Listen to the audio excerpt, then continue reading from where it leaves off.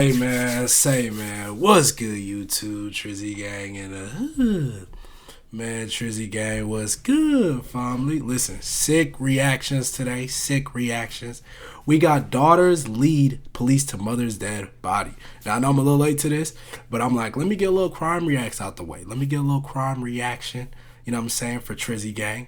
And it's been a minute since I react to a Dr. Insanity video. So I'm like, why not do the most recent one? You feel me? This should be interesting.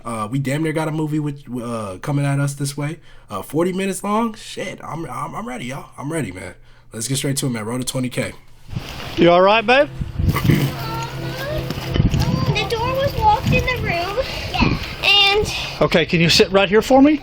These are the two daughters of 28-year-old Ashley 28? Finch. In just a few seconds, they're going to lead the officer to their mother's lifeless body inside the bathroom. eggs were burning and she's in there.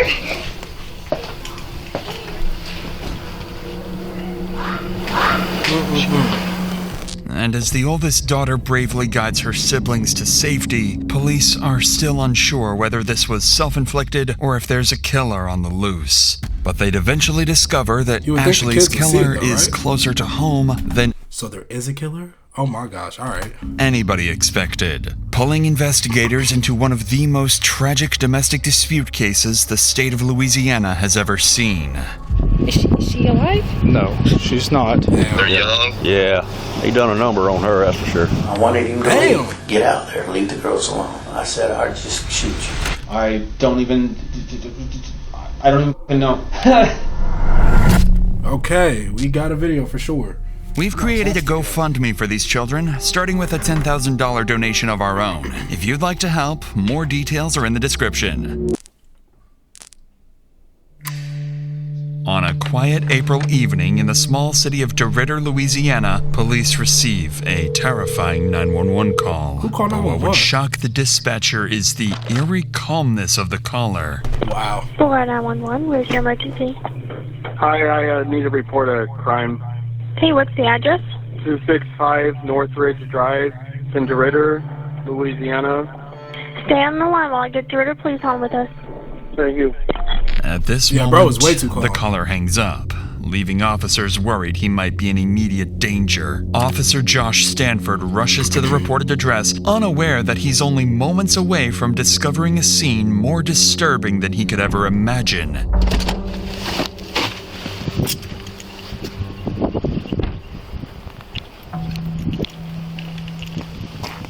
You all right, babe? The door was locked in the room. Yeah. And Okay, can you sit right here for me? yes. Is anybody in there? No, my sisters are inside right there. Okay. She even And said we mama, got man. mommy. The eggs were burning and she's in there. Okay, y'all come in here. Come right No, here. I don't want to go. Come here. Stay in here. Stay in here.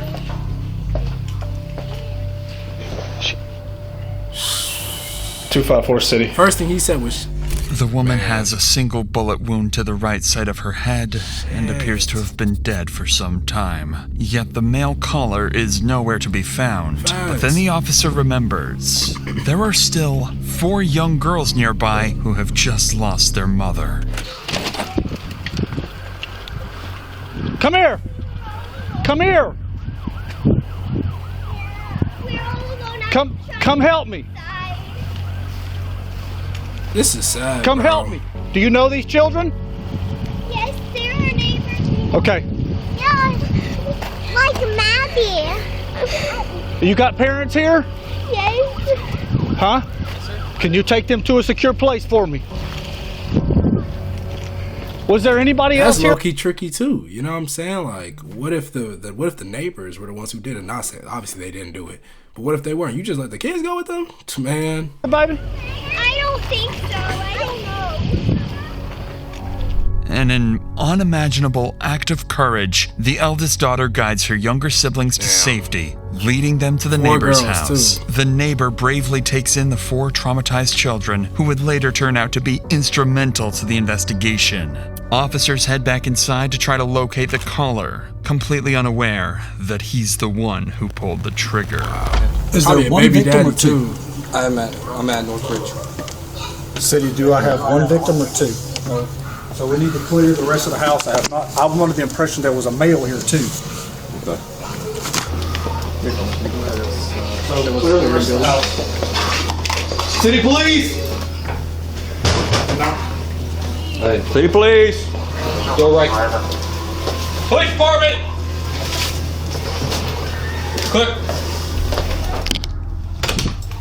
See, when Gladys was on the phone with him, I was under the impression there was a male subject that had been shot. Look out in the backyard.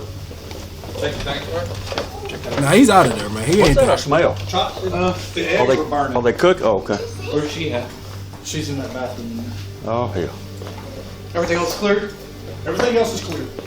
Officers find no one else inside, leaving them still in the dark about who the caller really is. They'd further look into the victim's injuries and quickly realize there was almost no And there's a imminent blip struggle, right there, too. leaving officers questioning whether the injuries may have been self-inflicted. But before anything else, they still need to identify the victim, and this is when the officer would make a devastating discovery, one that would turn this into a far more personal case. I didn't want to wait till you got here before I started trying to find an ID or anything. Let me. Hey, you want me to turn the stove off? Yes.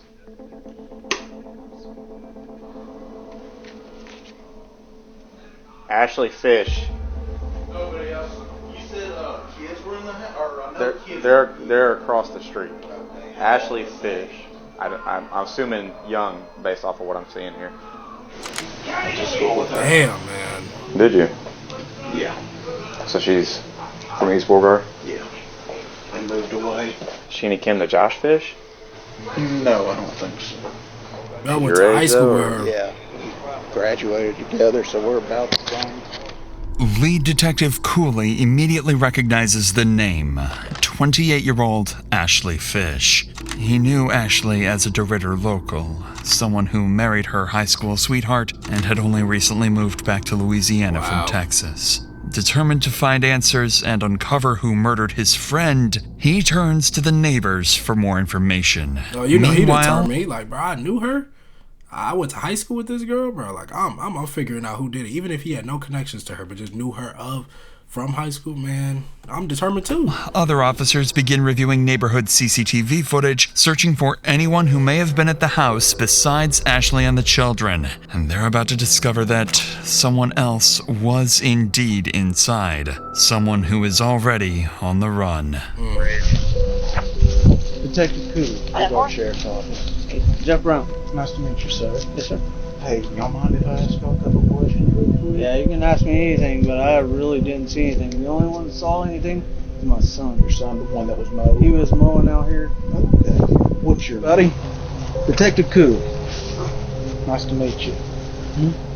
Heard you kind of saw some stuff, just a little bit. Not much, but you seen some. Something happened next door? Well, I was just mowing a lawn, and then I saw, like, the car of the owner or whatever leave. Lining up with what the boys saw, another neighbor offers ring camera footage showing a black truck leaving Ashley's house just minutes before the 911 call. Desperate to learn who was driving that truck, officers turn to the next neighbor. Wait, so cops can't track down, like police stations, they can't track down a phone off of where it was called from? Like, they can't do that? I don't know why I've thought this whole time, my entire life, that police can do that.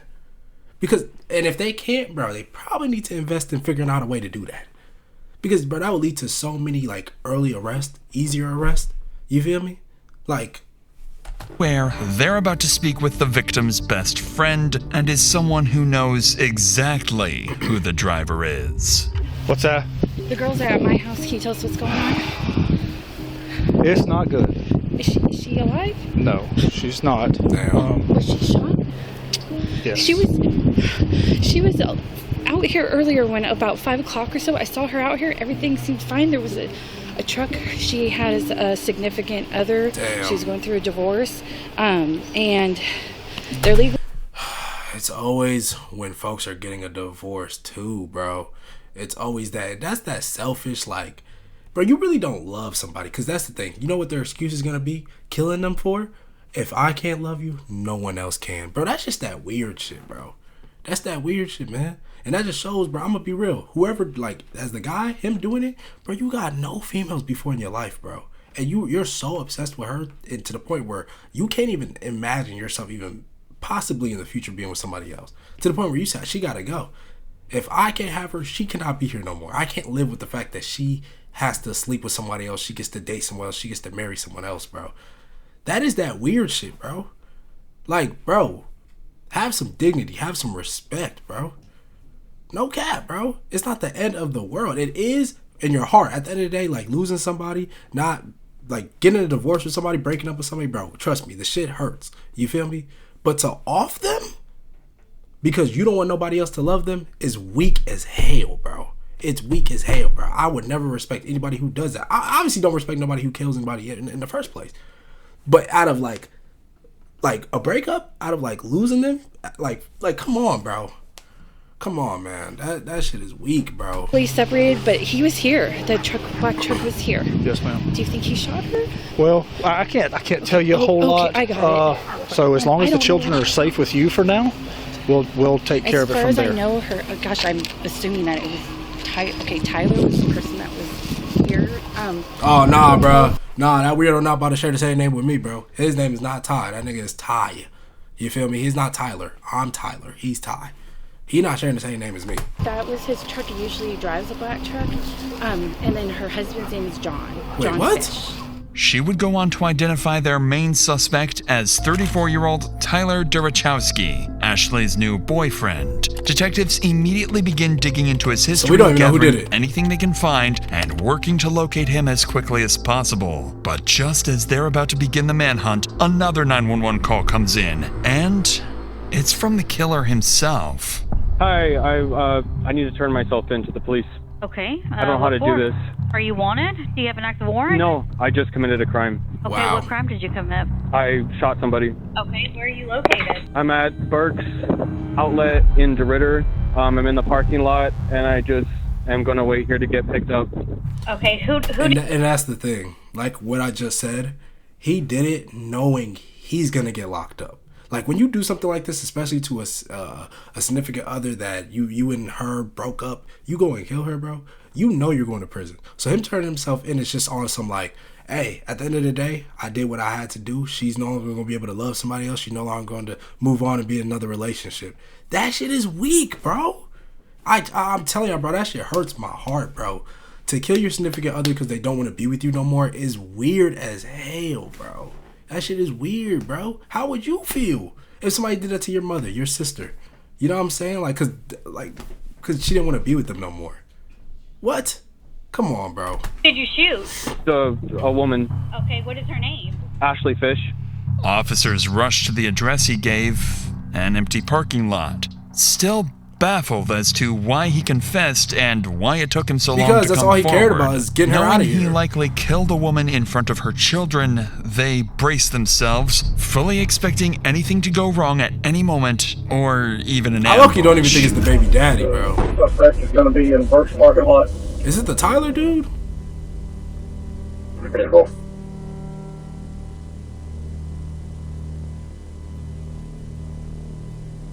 Okay, so the easiest way to do this is sit down on your butt and just turn your legs in, okay? Simple. Understood.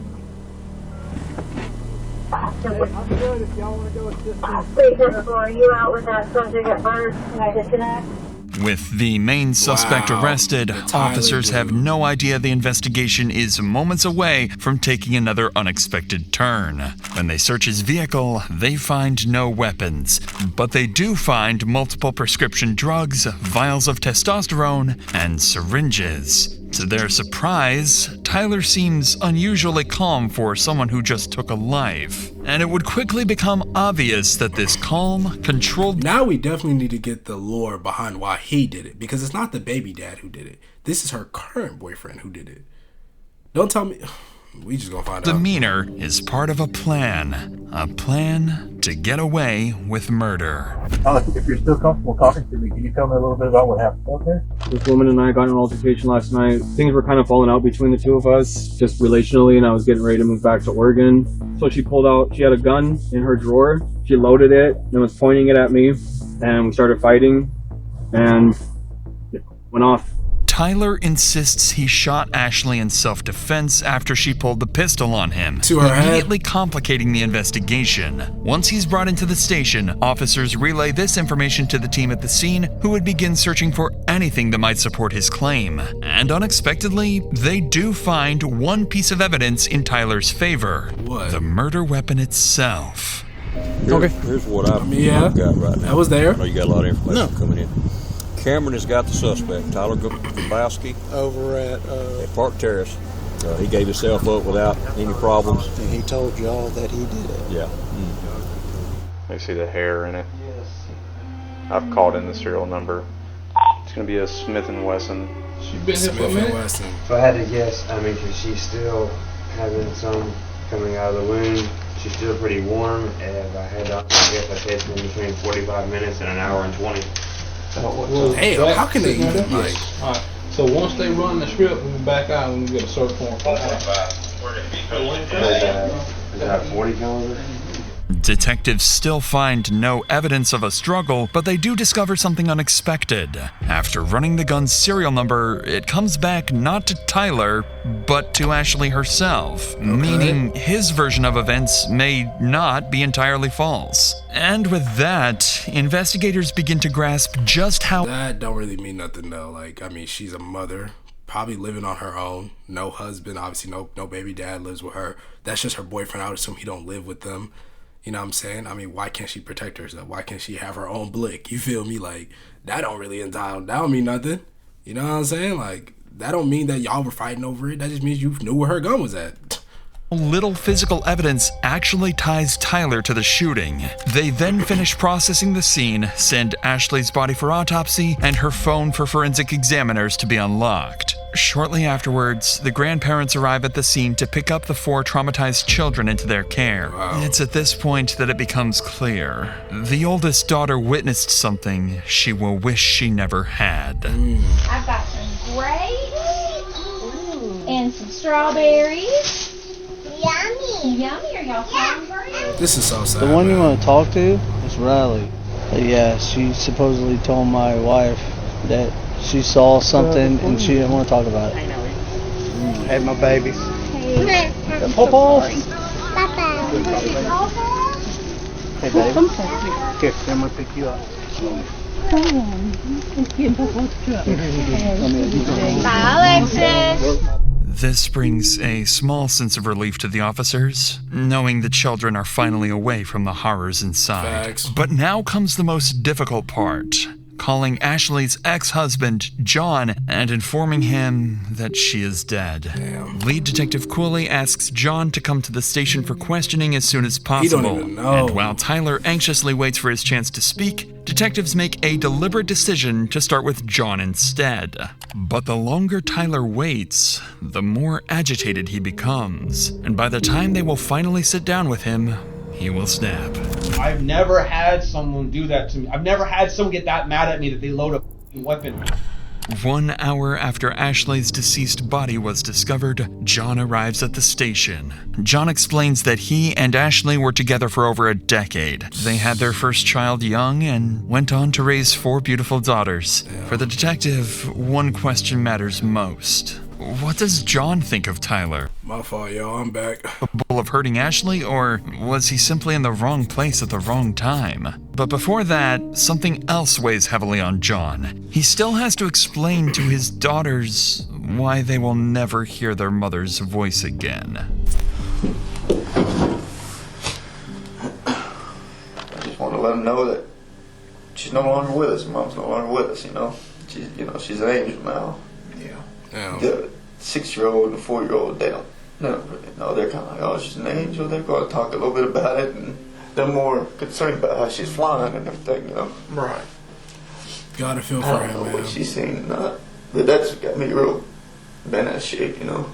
On that devastating note, the detective would shift the conversation to the final moments leading up to Ashley's death. Tragically, Ashley seemed to sense that Tyler might harm her, and just moments before she died, she would make her final cry for help. Wow. When I see that, he's calling, what runs through my head, and it's great. We got some bull. The name is bull crazy, crap. bro. We got some bull crap. They're in some kind of argument, and they're trying to drag me into this, and I don't want to be part of y'all's drama. I don't want to be part of y'all's drama. Nothing in the past has ever felt like there was anybody in danger. Talking to my kids, kids never tell me anything's going bad around the house, so I'm not really feeling too in it. And through all this time, you know, I text back, I'm not trying to get in y'all's drama. That's when she texts, he won't leave, I know. As soon as I got that, when I actually looked and seen that he's not leaving, I called. She's like, hello. And the first thing I go, what's going on? He's mad because he's got to leave. I said, are my kids okay? Are my kids safe? She said, yes. Because I was a little concerned, but I wasn't like super. I'm just ready for him to leave, like hung up. And then I texted her, said, talk to my kids, please, at 6:55. I just couldn't get a hold of her, and I was like, this is weird. This is just, you know, it was just odd. This is the moment. At 6:55 p.m., John lost all contact with Ashley, and with it, the hope of ever rebuilding a future with her. Damn. Shortly thereafter, Detective Cooley wraps up his interview with John, who has made one thing clear. Ashley was a loving mother, incapable of harming anyone, and she deserves justice. Facts. Still not ready to begin Tyler's interrogation, fully aware that physical evidence against him is alarmingly weak. This is the one thing I will say, y'all, like, especially to my females that watch my videos, and just anybody who ever comes across this video, like, y'all gotta be real careful who you deal with. Like, I'm talking real careful who you decide to sleep with, who you decide to lay with, bro. Like, you gotta really understand a person and know a person and know their true intentions with you, how they are with you. You have to really understand that before you, like, real life, like, bring them into your life. You have to understand that. Because, like, I'm pretty sure with her and this guy, like, she thought everything was just all fine and dandy. You know what I'm saying? Like, everything must have been cool, calm, and collective at first. You know what I'm saying? Especially the one thing y'all females need to understand is realize how your partner, your man is when y'all in an argument. Like, is he the type to throw stuff? Is he the type to get aggressive with things? Or is it just like a conversation? You know what I'm saying? Arguments happen, disagreements happen, yelling happens in arguments. It's normal. But is he the type to throw things, really yell at you, get in your face? If he's that type of man, you need to leave immediately. I'm saying this to, it doesn't matter if it's just females. Even to the guys. If that happens in your relationship, you need to leave immediately. Because that's just showing you that's just the first level. It gets worse and worse and worse. So that's the one thing to my females, man. Y'all really got to be careful out here, man. Like, no matter how much a dude can make you feel loved, just watch his bad tendencies. Watch how he acts in certain things. You know what I'm saying? If he's the type to do something, you know what I'm saying, and act out, but also, like, realize his mistakes and work on them, then you got you one. But if he's the type to lash out, this is a continuing thing, get out of there. No Detective instead brings in Ashley's other relatives to give their statements, hoping to better understand Tyler's character and whether he truly is a cold-blooded murderer. And it doesn't take long for one thing to become clear. Every one of them deeply distrusted Tyler, to the point of even threatening his life, fearing he might one day snap and hurt Ashley. You know, I did threaten him. You know, I wanted him to leave, get out there, leave the girls alone. You know, I said I'd just shoot you, you know, but I didn't, you know. And I went home, and my wife and my daughter, you know, they talked some sense into, you know. But, I mean, thoughts crossed my mind hundreds of times now, you know. If I'd have carried that out, I know it's bad, but they'd had the mama. He's there, and he comes out, and I think he shook my hand, and I'm like, you know, hey, Tyler, nice to meet you, and whatnot, and he just goes straight in the door and picks up Ashley's guitar and goes and hikes his leg up on the damn trampoline and starts looking at the moon and playing guitar. And I'm like, Ashley, what in the f*** is he doing? Can we just go inside? I don't want to hear this prick playing or something. You know, just something. He stops and he come over there to pull us apart. And I just rear back and punched him in the side of the head. And I had told her he needs to go. You know, you need to get this done and get it done. Get him on the road. last couple of weeks she told me she hadn't made her decision. He did have to go, and this time it was for good. She said, I will be alone. And then this other guy, and I talked with my wife about it. I said, I don't understand why somebody that supposedly has got their living already set, they ain't even got to work for a living, to start seeing somebody that has 4 kids. He has no kids. I said, the only thing I can think of is maybe he's a damn I said, that sounds... I'm gonna be honest, that is a little weird. They said homie don't even gotta work no more. He got it like that. You feel me? He got bread. He got everything he want. And it's not to say he can't go mess with, or it's not to say you can't go mess with somebody who already got children, especially multiple. It's not to say that, because at the end of the day, if you like somebody, you like somebody regardless of what they got going on in their life. You feel me? But it is a little weird. You know what I'm saying? He in shape too. I mean, homie be on the roids, but he's in shape. You know what I'm saying? Suspicious to me, It quickly becomes clear to the detective that Ashley's relatives all wish she had stayed with John instead of Tyler, a walking red flag fully capable of snapping at any moment. But everything else investigators have is still circumstantial. Still, there's hope. Police did find some concerning items in his car. I ain't gonna lie, that's also another thing. Bro, to my females, to my males out there, bro, if your circle or anybody you're friends with is telling you, I'm gonna say it like this, if you get multiple people telling you, nah, you gotta leave that, or, you know what I'm saying, that's a red flag, you get out of that relationship, bro, what are you doing still being in that relationship? I'm not saying that she wasn't trying, she clearly was trying, but you have to get out of it immediately. Immediately. You know what I'm saying? Like, I've never been with a female where multiple people told me, you gotta leave that female. If that was the case, bro, I ain't gonna lie to you, it's only gonna take up probably to the third person to tell me that, and I'm gonna be like, yeah, I probably gotta go. All these people telling me this, you know what I'm saying? All these people are telling me that this girl ain't good for me. I gotta leave then. I gotta go. You know what I'm saying? Like, bro, them red flags, it's no joke, bro. When you catch on to red flags, you gotta go, bro. Like, seriously. Anabolic drugs known to affect mood, judgment, and irritability. However, even with these findings, detectives are grasping at straws. Yet, with time slipping away, Detective Cooley knows he can't wait any longer. It's time to come face to face with their killer, who, by this point, has been waiting for hours, growing increasingly impatient to speak. With the right lawyer, he has a real chance to walk free. Without one, a single wrong word could now cost him his freedom for life. And for Detective Cooley, this isn't just another case. Ashley was his friend, someone he had known for years. Wow. Now he has to sit across from the man who has already confessed to killing her. Okay, if I record, it's just help me keep everything in track, so. My biggest thing is I want to know who you are, because that's very important. We need to know who Ashley is. That's very important. It's not just the events of what happened tonight.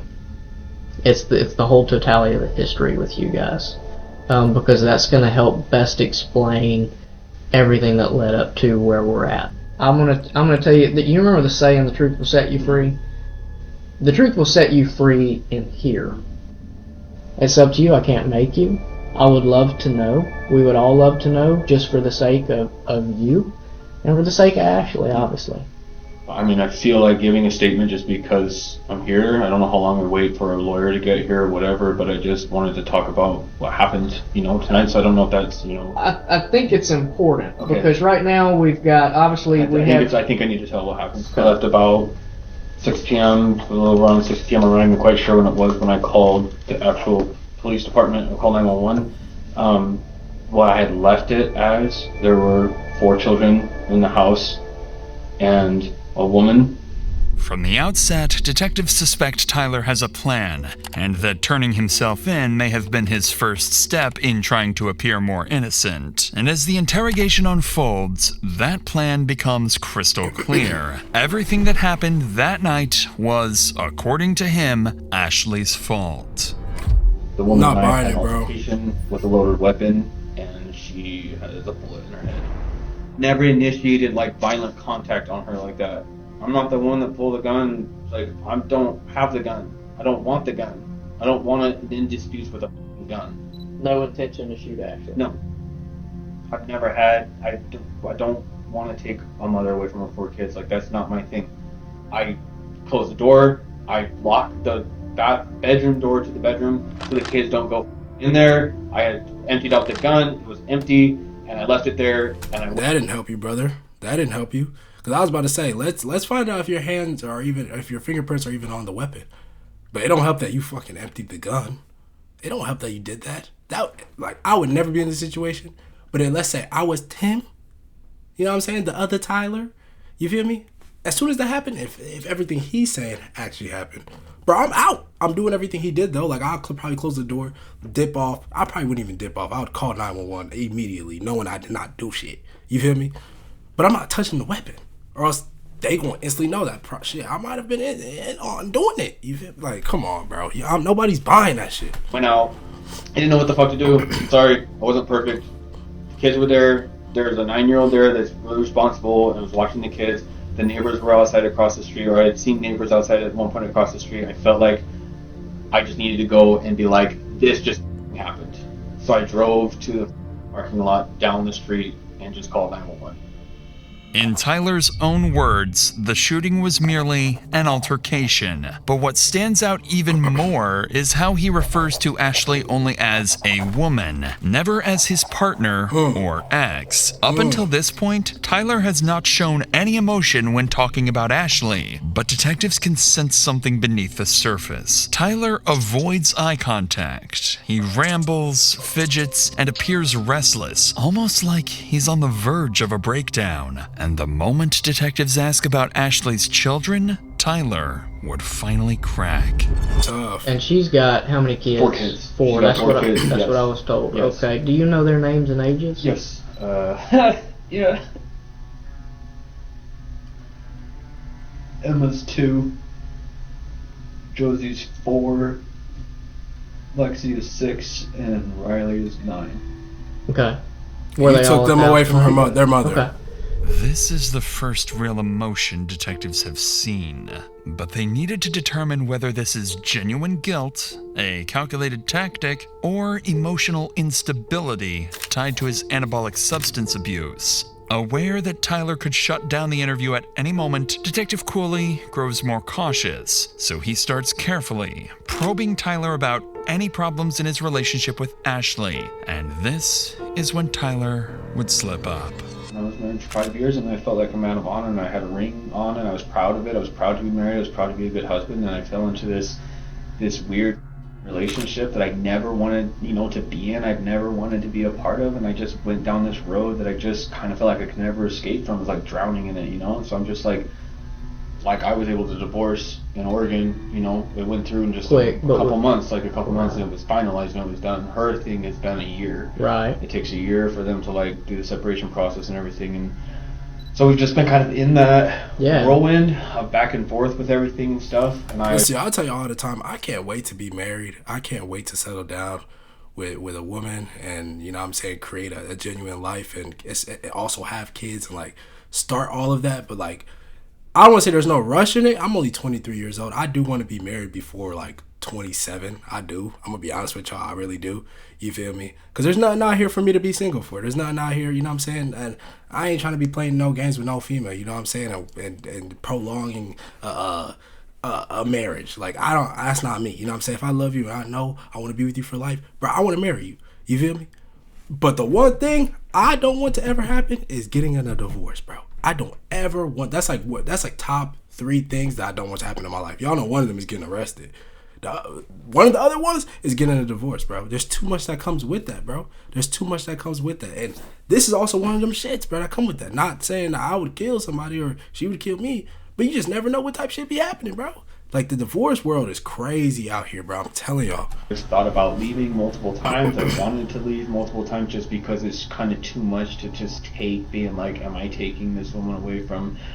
Am I taking this man away from 4 kids, his 4 kids, whatever? I just have felt a lot of guilt in my life in this relationship. According to Tyler, he felt guilty and was planning to walk away from the relationship. But detectives already know this isn't true. Facts. Ashley's ex-husband has already shown investigators messages in which she repeatedly complained that Tyler refused to leave. Additionally, detectives uncovered love letters exchanged between Tyler and his ex-wife, proof he wasn't trapped at all. To my love, by the time you see this letter, you're miles away from me. Don't be mad. I hid one last love letter in your things. You defeated the world to get to me. I'm never going to forget about you. Don't forget about me. I hope you're ready for when we meet again. It's clear to the detectives that Tyler left his marriage by choice and could have gone back at any moment. So Detective Cooley would push further into the dynamics of their relationship, asking whether things had ever turned abusive. It's at this moment that Tyler's mask would slip, revealing a deep insecurity about his masculinity and a resentment towards Ashley he could no longer hide. Has it ever become physical? Has she ever hit you, struck you, kicked you, slapped you? Slapped. A couple times, just kind of slap with things, shoes or something like that. She's hit me with like shoes and stuff. Out of anger? Frustration, yeah. She hit you hard? I mean, just like I don't want to sound like a I mean, she just slapped me with her like slippers. We're talking about it's kind of like that across when she was mad about something, yeah. Okay. So, like the way I picture is like if my wife's agitated with me or aggravated with me, she pops me with something. Yeah. Are we saying something like that, or are we saying she aggressively like you? No, pops you with something. I would say middle ground of that, just kind of like pissed about something, but just that's how she's reacting to it. But she wasn't like overly like. I'd never seen a level of aggression to this point with the gun. I don't know where that came from. I have no. You're lying, I've never bro. seen her do anything, pull any shit like that ever. I didn't even know she could. But now, Tyler would inadvertently reveal something far more disturbing about himself. As part of their custody agreement, Ashley wasn't allowed to have anyone stay overnight, including Tyler, a rule he knew very well. And as soon as their relationship began to fall apart, Tyler's first instinct was to expose that violation to her ex-husband, knowing full well it would cost Ashley custody of her children. And so our relationship was really falling out here, and I threatened to tell him the truth when I was getting ready to leave. I was going to call her husband and be like, I've been spending the night here. I don't know what legal ramifications it's going to have for you guys in your life and your world. I've been in this relationship with you. This relationship has hurt me in a lot of ways. I've sacrificed a lot of things. And for me to go and have closure, I think that I'm just going to let John know the whole truth. I think he deserves to know the truth. And I'm sorry. It was kind of an ugly ending for both of us. Nigga, you did not need to do that. Tyler has just shown how quickly he can retaliate and how easily he could justify harming Ashley whenever he felt the need to do so. But according to Tyler, what happened next wasn't just another argument. He claims Ashley suddenly escalated the situation to a deadly level by pulling a gun on him. She has a loaded gun, or she has a gun in her drawer next to the bed, and I was in the bedroom talking with her, and she loaded her gun and cocked it back and basically told me that she wasn't going to let me call and tell. And so this just went to 1,000, 0 to 1,000 in one blink of an eye. I'm in the bedroom talking with her, having a normal conversation, and she's loading a gun in front of my face, and she has a pistol. Literally packing some stuff, putting some stuff in the drawers. I wasn't doing shit. I didn't hit her. I wasn't fighting her or anything. I was just talking. And she loaded her gun and was pointing at me. I just know that that's where that started from. And I'm not saying that to do something, dig myself in the grave, oh, the past, he never saw it happen and now she did it. That sounds like bullshit. No, she did it though. I'm a man. I'm a lot stronger than her. I was aggressive, but it was she's shot that gun before. She knows what the fuck she's doing with it. I don't shoot guns. I didn't barely shot a gun in my life. And so the whole way it happened, I feel for me, I didn't mean to do anything. I didn't mean for her to do anything. It was basically felt like it was just fighting for my life, and I feel it was this is how it ended. According to Tyler, this chaotic struggle wasn't aggression, it was survival. Detectives continue to press for details about what happened in the bathroom, and what Tyler would say next would either support his self-defense claim or unravel it completely. Okay, how long from the time she came into the bathroom to where it escalated to the point she gets shot? Talking about seconds or minutes? 2 minutes probably. Talk to me just about struggling. those 2 minutes. Talk Just to me fighting, about trying to. It's a combination of talking, moving the gun around each other. Just like I'm trying to grab her, I'm trying to hold on to her. It's just like it was just felt like it was like fight for survival. I don't know what was going on. I felt like she was going to kill me. So at no point you stripped the gun from her and had the gun in your hand totally? Not until it was over. Not until she was on the ground. Were you on top? Was she on top? Behind. You were behind. Like kind of like this, like kind of trying to do like a chokehold shit thing or something. She was like trying to get the Bro, gun get to this me. man. So it I was ain't just trying to in our hear general him facial lie. areas. Like, bro, this shit pissed me off. After the shot, what happens? I don't even. I stood there and I couldn't believe what the fuck happened. And the first thing I thought of was, I have to call somebody. I have to get someone here. I have to stand up for what I've done.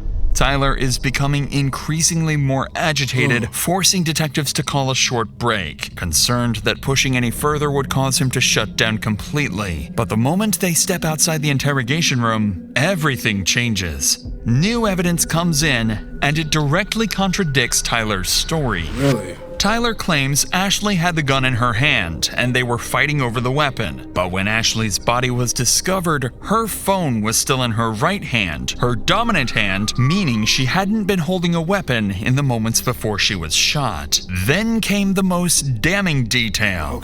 Ashley's hair was found inside the barrel of the gun. Combined with skull fracture patterns, it proved the weapon had been firmly pressed against her skin when fired. This wasn't self-defense. This was a cold-blooded execution. This was exactly what detectives needed. Armed with this evidence, Detective Cooley re-enters the room, and this time, he's ready to confront Tyler about his story. But to the detective's surprise, his controlled demeanor has disappeared, and Tyler is about to lash out.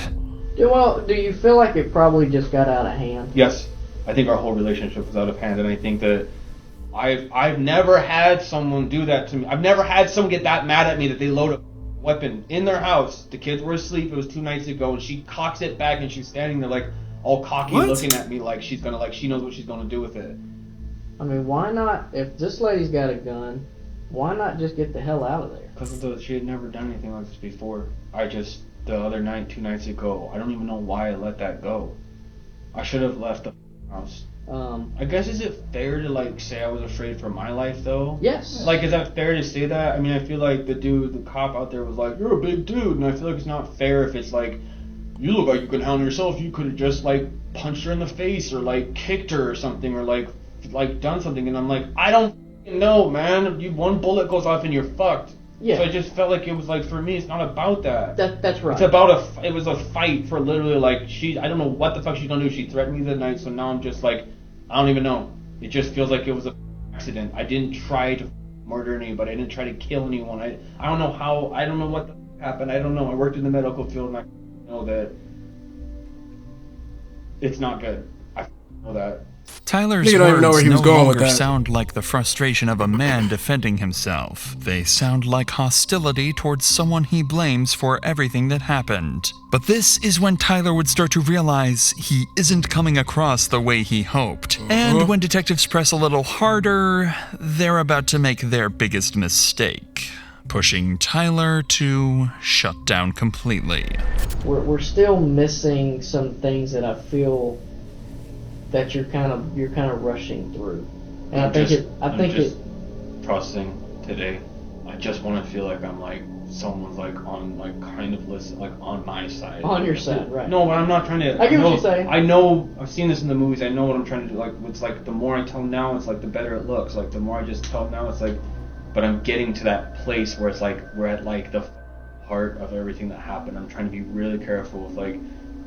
If I fuck up or if I say something stupid, I don't know what, the more I talk, I feel like the more it's like going to look like, oh man, dude, I'm trying to explain the best I can of what happened. Right now, the whole world, if they know what just happened, is probably like, that guy's a piece of shit. So I'm like, feel really alone where I like don't have anyone. My family's not here, no one's here. I understand. Bro, trying to play that sympathy shit. Nobody I'm trying to cares. process that shit right now.